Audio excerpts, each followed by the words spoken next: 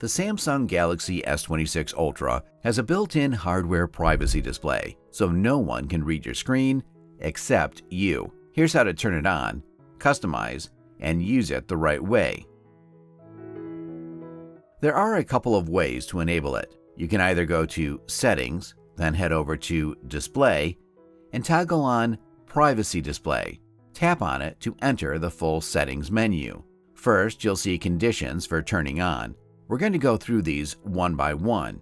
Inside Apps, you can either choose All Apps or Specific Sensitive or Important Apps like social media or banking apps, where Privacy Display will automatically turn on as soon as you launch the app, whether you're in a public place or not. Apart from that, you can also auto-enable it for PIN, pattern, or password entry.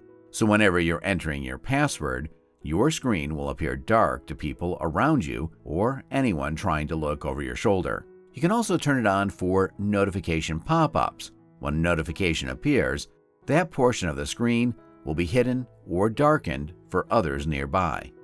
Now, go back to the Privacy Display settings. Scroll all the way down and you'll find Maximum Privacy Protection. Turning this on makes it even more difficult for others to read what's on your screen. You can also quickly turn this feature on or off from the Quick Access panel.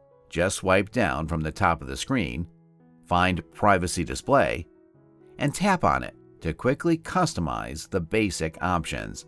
Tapping over the details will redirect you back to the same settings page we just went through. And that's all for today. Stay safe and protected.